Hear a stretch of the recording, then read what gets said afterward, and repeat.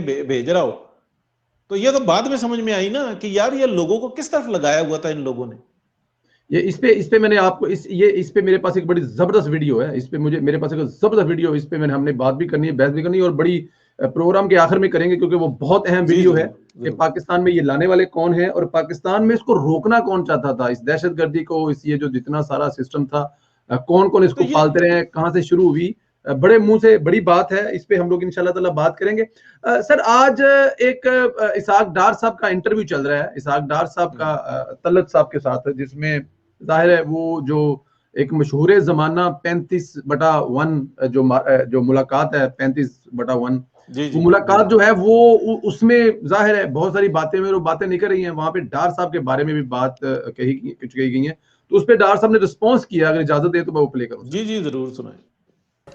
Commission मांगा गया? जहां ये कमीशन खाने की आदत है और जहां कमीशन खाए जाते रहे हैं, और जिन कमीशनों का पाकिस्तान में चर्चे थे, चर्चे हैं, और ये मैं जरा यार स्टॉप करके कह रहा हूं कि ये आप समझने की कोशिश कीजिएगा। डार साहब कह रहे हैं कि डार साहब को कहा गया है कि आप लोगों ने कमीशन मांगी है, तो डार साहब का रिप्लाई जो है वो एक दफा दोबारा मैं फिर सुनाऊंगा, क्योंकि मैं ये डार साहब की जरा दोबारा सुने। अब किन को कह रहे हैं जरा ये आपको पता होना चाहिए, किन को कह रहे हैं, कमीशन कौन खाते हैं, ये जरा आप लोग जरा कान खोल के सुन लीजिएगा डार साहब की बात। कमीशन मांगा गया? जहां ये कमीशन खाने की आदत है और जहां कमीशन खाए जाते रहे हैं, और जिन कमीशनों का पाकिस्तान में चर्चे थे, चर्चे हैं, और गालबन चर्चे रहेंगे, मैं समझता हूँ उधर फोकस करने की जरूरत है। अल्हम्दुलिल्लाह हम जैसे लोग जिनकी जो है वो अल्लाह और अल्लाह के हबीब सल्लल्लाहु अलैहि वसल्लम की जो अकीदत है और जो कमिटमेंट है वो अनवेवरिंग है, और कौम के साथ जो उनकी अमानत है उसमें ख़यानत का कभी सोच भी नहीं सकते। और हमारी सैलरीज तो अल्लाह के फजल से अपना ऑर्फनेज हाउसेज में जाती है और जाती रही, तो ये तो अल्लाह की एक इबादत समझ के हमेशा काम किया है। तो मुझे बहुत ही अफसोस हुआ इस चीज़ को पढ़ के, चूँकि मैंने 2 दिन इंतज़ार किया कि अगर इसमें कोई हकीकत नहीं तो इसकी डिनाइल आनी चाहिए थी। चूँकि डिनाइल नहीं तो मैं बिल्कुल अपनी पोजीशन को वाज़ेह कर रहा हूँ कि बिल्कुल ब्लेटेंट लाए और झूठ है। तो कमीशन फिर नहीं मांगा? आप ये फरमा रहे हैं वेस्पा पाकिस्तान आ रहा था, नहीं आ रहा था, लेकिन कमीशन नहीं मांगा गया? मैं तलत साहब ये आपको वाज़ेह कर दूं, अल्हम्दुलिल्लाह मैं पिछले करीबन 29 साल से मुख्तलिफ जिम्मेदारियां मैंने निभाई हैं, और मैं अल्हम्दुलिल्लाह हमेशा अपनी जिम्मेदारियों में, पब्लिक जिम्मेदारियों में, जो मेरी अपोजिशन में हो या हुकूमत में हो, एक मिनिस्ट्री में हो या दूसरी मिनिस्ट्री में हो, बोर्ड ऑफ इन्वेस्टमेंट से मैंने शुरू किया, और मैं पाकिस्तान का करीबन 4 दफा वज़ीर ख़ज़ाना भी रह चुका हूँ, जिसमें 2 स्टेंट छोटे हैं, 2 नॉर्मल हैं। तो मैंने अल्लाह के फल से इस मुल्क की अमानत को जो है वो अल्लाह और अल्लाह के हबीब सल्लल्लाहु अलैहि वसल्लम की अमानत समझ के चलाया, और मैं अल्लाह को और अल्लाह के हबीब सल्लल्लाहु अलैहि वसल्लम को हमेशा जवाब दूँ, उसके बाद आवाम को भी जवाब दे हूँ। खुदा ना अल्लाह ना करे कि कभी इस तरह की सोच भी करीब से गुजरे, क्योंकि मैं समझता हूँ कि मुल्क जो है वो आपकी माँ की तरह है, और अपनी माँ से कोई कमीशन मांगता अच्छा नहीं लगता, या कोई अपनी माँ से कमीशन मांग सकता है तो फिर जो मांगते हैं वो अपनी माँ का कमीशन मांग के खा पी जाते हैं सर। अगर यहाँ पे ये देखा जाए, डार साहब ने कहा कि कमीशन जी कौन जी लेते हैं, कौन खाते हैं, सबको पता है, सबके नॉलेज में है कि कमीशन खाने के चक्कर में ये मुल्क आज यहाँ बैठा हुआ पहुंचा हुआ है।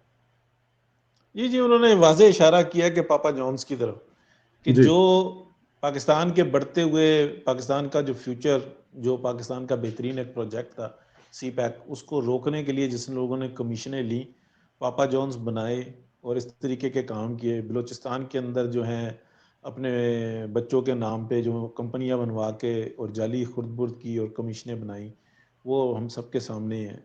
दीगर वो सिर्फ एक बहाना थे, पैसा पहले से मौजूद था।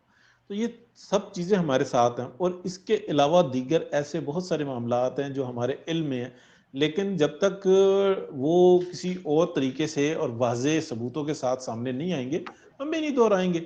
बाकी कमीशनें ही कमीशनें हैं। जहाँ तक बात रही, इल्ज़ाम उनके ऊपर ये था कि वेस्पा जो है वो अपने कारखाने यहाँ पे लगाना चाहता था, पाकिस्तान में लगाना चाहता है। जी लगाना चाहता था, और नवाज शरीफ हुकूमत उनको ये ऑफर्स कर रही थी कि आप यहां पर लगाएं, और उनको ये बता रही थी। तो हकीकत तो ये है, अगर आप ये ढकी छुपी बात नहीं है। उन्होंने इस बात पर जो है ना मामलात उनके रह गए थे कि वो ये कहते थे कि यहाँ पे पॉलिटिकल सिस्टम जो है ना वो सेट नहीं रहता है, वो बार बार तब्दील होता है। आप हमसे जो मर्जी कमिटमेंट कर लें, लेकिन हम अगलों से क्या कमिटमेंट करेंगे? मेन रीजन ये है पाकिस्तान के अंदर इन्वेस्टमेंट ना होने का। लेकिन अब जिस तरीके से उन्होंने बताया कि डार साहब ने कमीशन मांगी हुई थी और इल्जाम रखा है एक एम्बेसडर के ऊपर, तो एम्बेसडर भी मौजूद है, और क्या कहते हैं, कुछ लोग कह रहे हैं कि श्रीलंका में है, कुछ कह रहे हैं अफगानिस्तान में है तैनात। लेकिन ये बाकायदा एक इल्जाम है उस स्टेट के ऊपर। अगर वो स्टेट नहीं करेगी तो ये बहुत बड़ा उन पे इल्जाम बाकी रहेगा। या तो वो ये बताएं कि हाँ मांगा था, या तो नहीं बताएं। और दूसरी बात ये है कि जिन सहाफी ने और जिन लोगों ने ये इल्जाम पहुंचाया है ना, अब उनको या तो डिनायल देना होगा कि हम लोगों ने अपनी तरफ से लग़्व मारा है, झूठ बोला है, इल्जाम लगाया, बहुतान तराशी की। 35 पेंच वाली गल ना, वो मैं तो एवं कहता सी अम्बेशल कुमार ने कहा सी जी।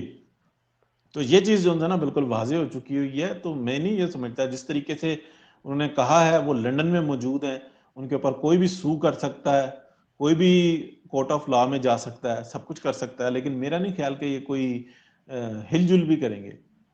तो ये बिल्कुल वाज़ेह है, कोई किसी किस्म का कमीशन ना मियां मोहम्मद नवाज शरीफ पे, ना उनकी किसी टीम के ऊपर। इल्जामात तो जो मर्जी लगा लें, इल्जामात जितने मर्जी लगा लें, लेकिन अगर ऑनेस्टी थी तो इतनी तरक्की थी ना। ऑनेस्टी थी तो एक डिफॉल्ट होने वाला पाकिस्तान जो है ना वो इतने 5.8 जीडीपी पर ले गया था। ये कोई खास जीडीपी नहीं है, लेकिन एक 5 इयर्स के अंदर इतने बुरे हालात में से यहां पर लेकर जाना बहुत बड़ा कमाल है। अगर इंडिया 8 पे जा रहा था, पाकिस्तान 5.8 पर था, तो भाई इंडिया के अंदर डेमोक्रेसी की कंटिन्यूटी देखें, और इंडिया के अंदर ये भी देखें कि वो 2013 में कहां थे और 2017 में अगर आप काउंट कर रहे हैं तो इन 4 सालों के अंदर पाकिस्तान कहां से कहां पे पहुंचा, इस चीज को काउंट करें तो तब आपको महसूस होता है। इंडिया तो कंटिन्यूसली ऐसे चल रहा था, इस टाइम में वो 10+ जा रहे हैं। इसलिए जा रहे हैं कि पाकिस्तान के अंदर कोई सिस्टम ही मौजूद नहीं है, कोई कॉटन के नए ऑर्डर्स नहीं पकड़ रहे, कोई कुछ भी नहीं हो रहा। और अगर पाकिस्तान इस वक्त इस सूरत हाल के अंदर मियां मोहम्मद नवाज शरीफ की हुकूमत होती और एक स्टेबिलिटी होती, पाकिस्तान की मईशत 10 से भी क्रॉस की हुई होती। जीडीपी, जितनी अपॉर्चुनिटीज पाकिस्तान के अंदर इस वक्त मौजूद है, जितना पोटेंशियल मौजूद है, अभी आप देखें क्या कॉटन की क्रॉप जो बिल्कुल बर्बाद है इस वक्त में। सुंडी वो अपना टिड्डी दल किसको खाने के लिए आएगी? वो फसल ही नहीं है जो जिसको वो खाने के लिए आती। बिल्कुल ऐसे हो सकता है आए तो वो जंगल ही उजाड़ दे।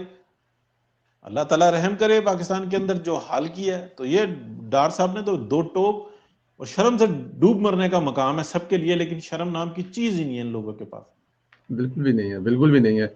अच्छा सर, आपके वोट की सही हकदार, ईमानदार, सच, कूट कूट कर भरा हुआ, अल्लाह ताला से ज़ात से डरने वाली, इस किस्म के जो अल्फाज होते हैं इश्तिहारों पे जो लगते हैं इलेक्शन के दिनों में, बेबाक, न डर, बहादुर, ये अल्फाज जब लिए जाए ना तो मेरे ज़हन में तो एक ही लेडी आती हैं, और वो है मेरी और आपी सबकी फेवरेट फिरदौस आशिक अवान साहिबा। जहां भी जाए, जैसे भी हों, वो बिल्कुल खोल के सब नजर आता है कि फिरदौस आशिक अवान साहिबा आई हैं।